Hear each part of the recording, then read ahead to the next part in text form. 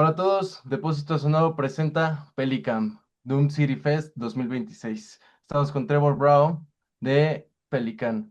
Hi Trevor, nice to meet you. It's a pleasure to meet you. Well, reading about Pelican this week. It's a band that's been like 25 years of career. What keeps you going as a band in such a niche genre after all these years? Um, Dumb obsession.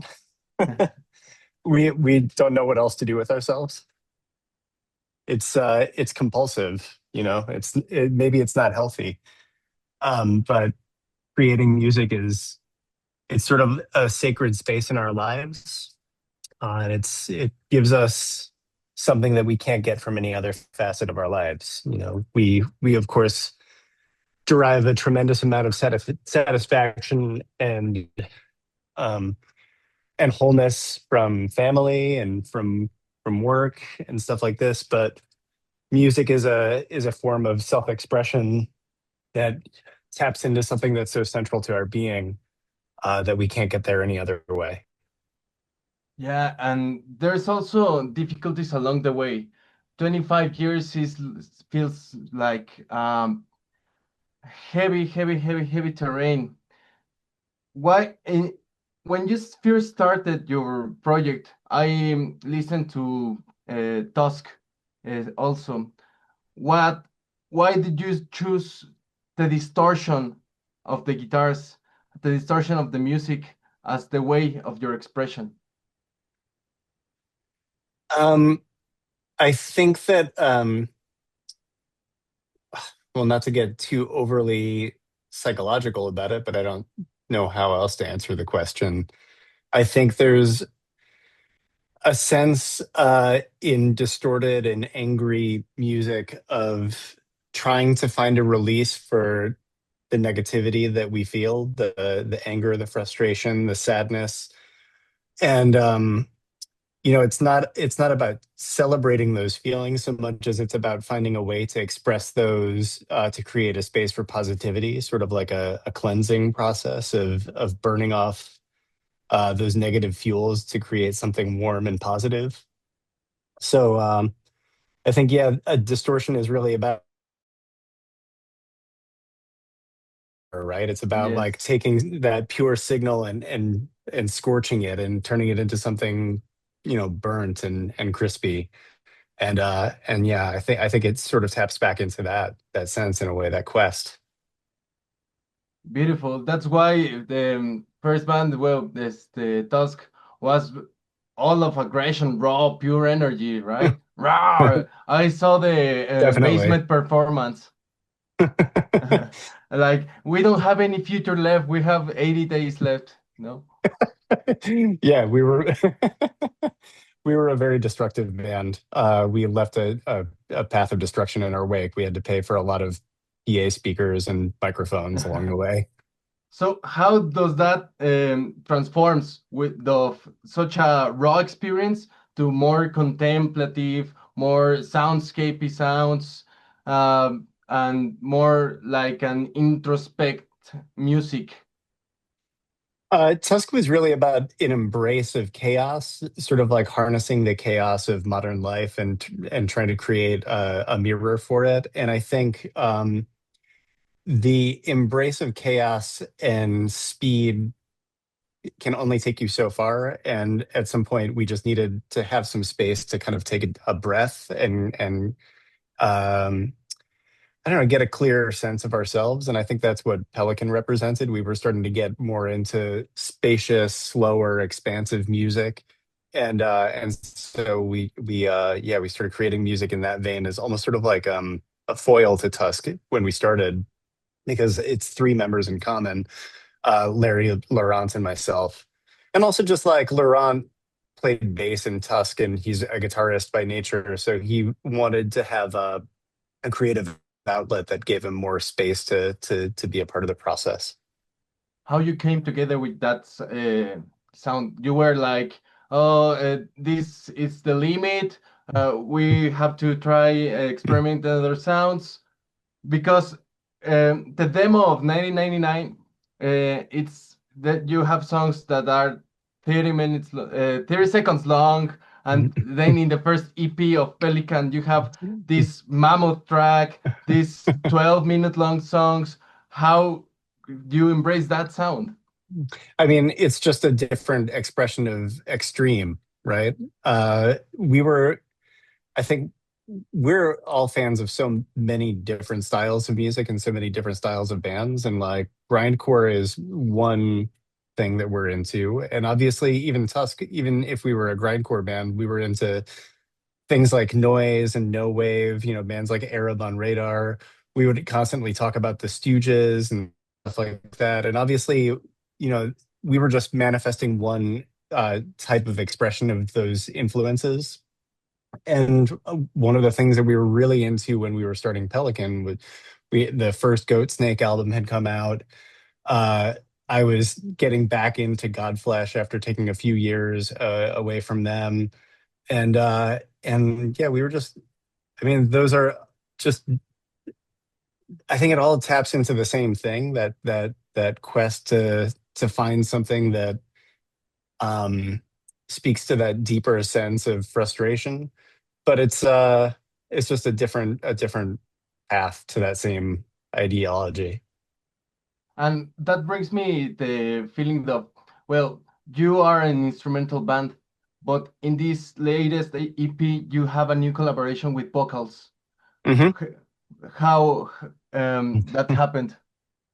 It started almost as a joke on a call with our record label.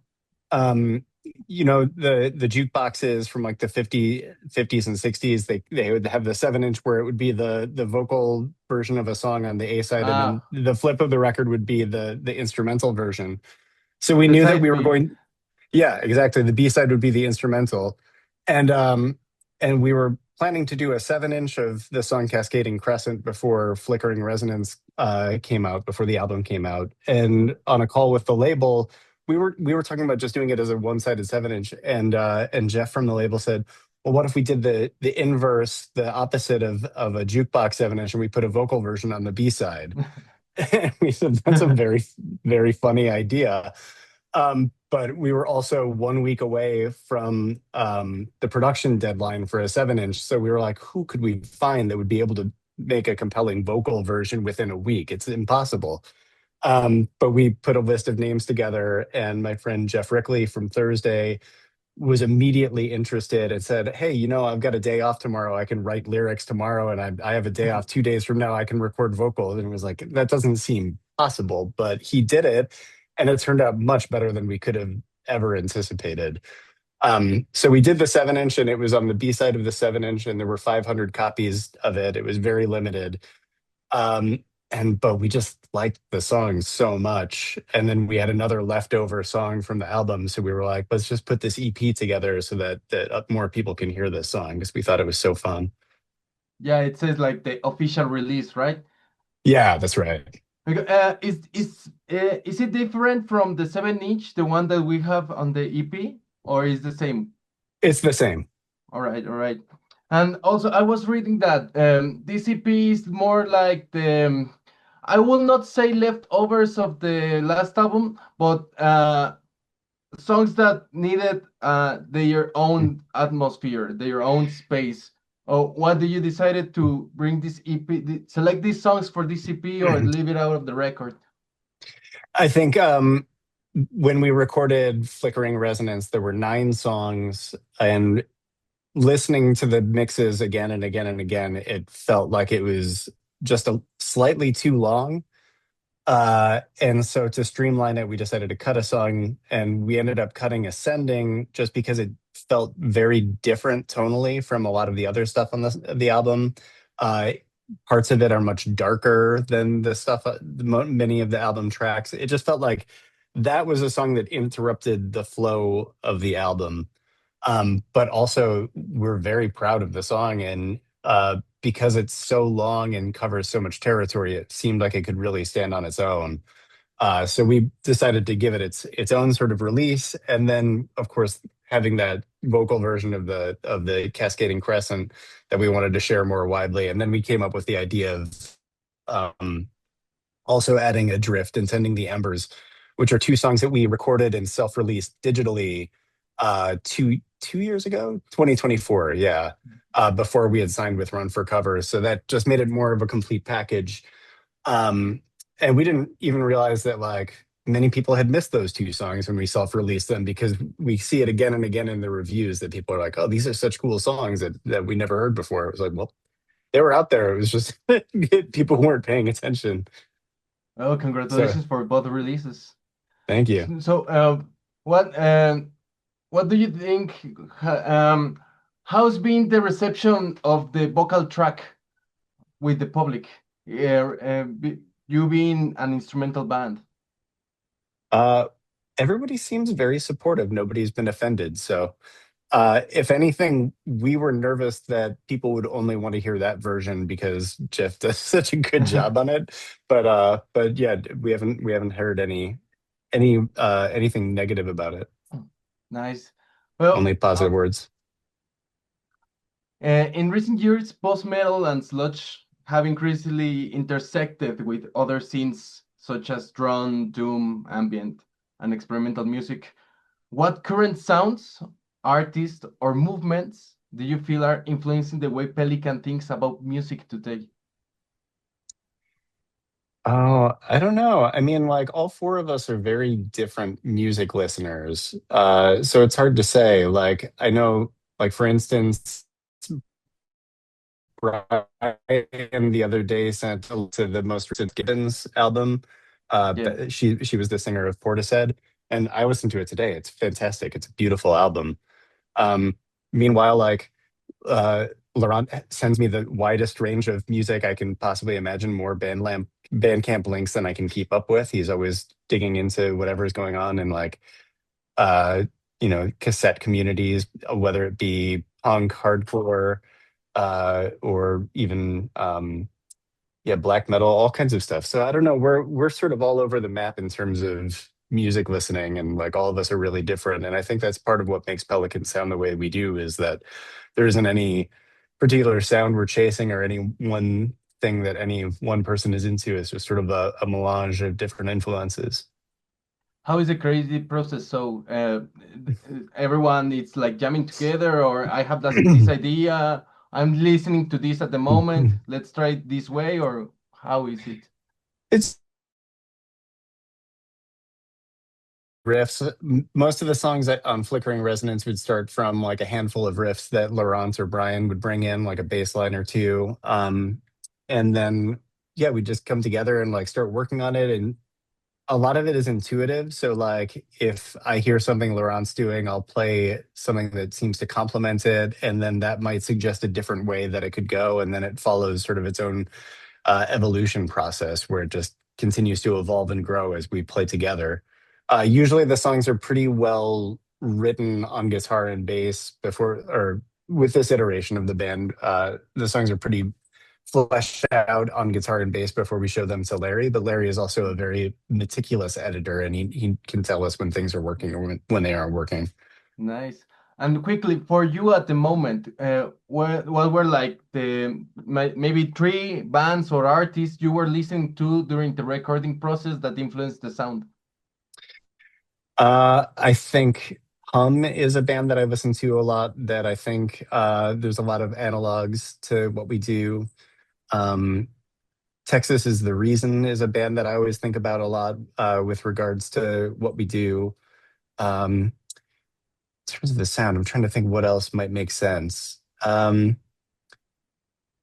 think Godflesh is one that from day one of the band up to today, like they always come up as something that seems to be analogous to.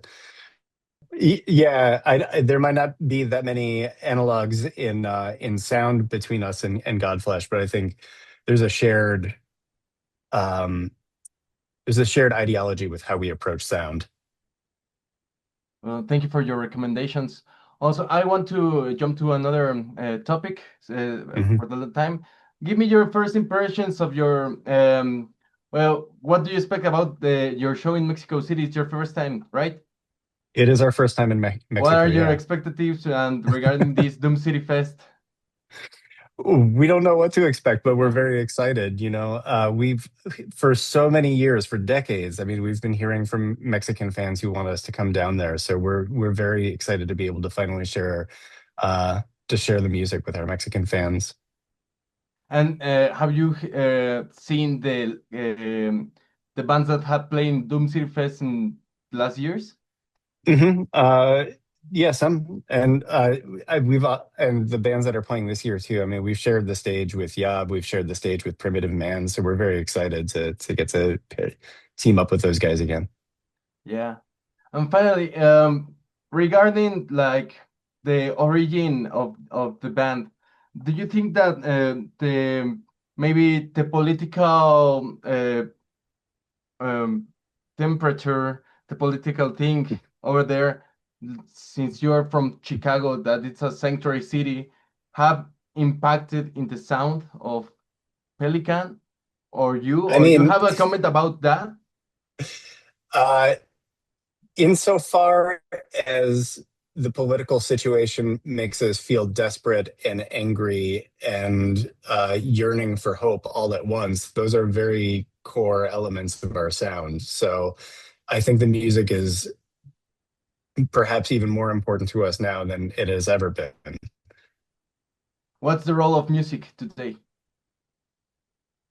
Um, it is a gateway to a world within ourselves and outside of ourselves. It can For us, it's built us a bridge to be able to travel and experience other cultures firsthand, which I think makes the world both a smaller and better place. But I know that for many people who don't travel, but are just music listeners, it gives them access to parts of themselves that they might not ever access. Just gives us it creates a voice for some parts of ourselves that maybe we don't have other ways to tap into. Thanks. And just for closure, I'm going to the beginning again, like saying in the tasks thing, we have 80 days left, then of the world is coming. We are 26 years from now. hmm So is there a future left? Do we have a future for you? I certainly hope so. I- like I said at the beginning of this, I was making snacks for my children. So, if I have children, the reason I have them is because I have a hope for a future. That's so beautiful. Well, thanks you for sharing and giving your time. All right, thank you.